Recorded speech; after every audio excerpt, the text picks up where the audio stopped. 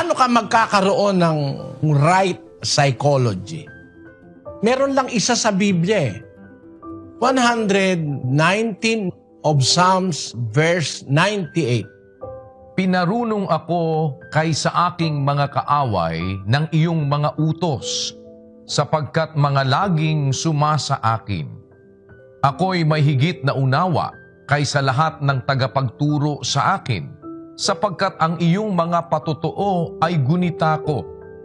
Ako'y nakakaunawa na higit kaysa may katandaan, sapagkat aking iningatan ang mga tuntunin mo. Aking pinigil ang mga paa ko sa lahat ng masamang lakad, upang aking masunod ang salita mo. What makes us psychologically able to deal with any situation is keeping the commandments of God. Ang kautusan ng Diyos, kapatid? Yung mga salita ng Diyos, mga katuruan ng Diyos, yun ang naggagawa sa'yo na mentally, emotionally, spiritually, and physically be able to cope with any situation and to psychologically adapt yourself into any area of life. Maging business, family matters, personal discipline, etc., etc. Walang makakagawa niyan kundi yung guidance na binibigay ng Diyos sa magitan ng kanyang kautusan, yung kanyang salita. Kasi halimbawa, nasa financial trading ka, gusto mo kumita.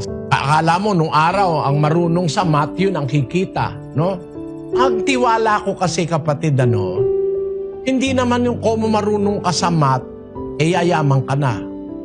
Meron hindi nga marunong sa math, yayaman ngayon Alam mo ang reason behind?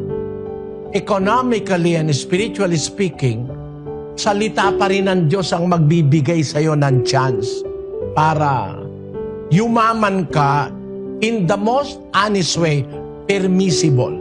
Basahin natin ang 6:33 ng Mateo. Datapwat hanapin muna ninyo ang kanyang kaharian at ang kanyang katuwiran, at ang lahat ng mga bagay na ito ay pawang idaragdag sa inyo.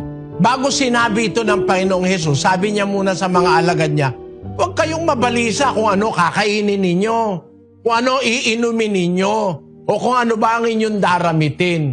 Tingnan niyo yung mga ibon sa langit. Hindi naman sila naghahasik, hindi naman sila nagkakaban, hindi naman sila nagkakamalig, pero hindi sila nagugutom. Tama yun. Walang ibon na nakakawala, na namatay ng gutom. Alam mo ang ibong namamatay? Yung hinuli, nilagay sa kulungan, at tinambakan ng pagkain.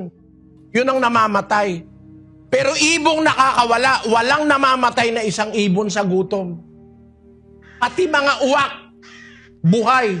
Kasi lahat ng mga namatay na mga iba't ibang mga hayop doon sa gubat, sila ang scavenger, sila lumilinis nun.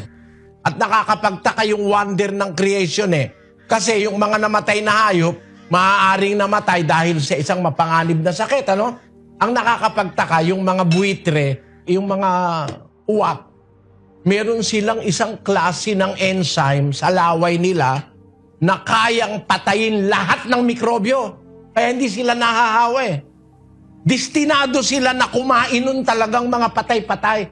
Kasi kung ang ibang hayop ang kakainom patay, magkakahawa-hawa, masisira lahat ng hayop sa jungle.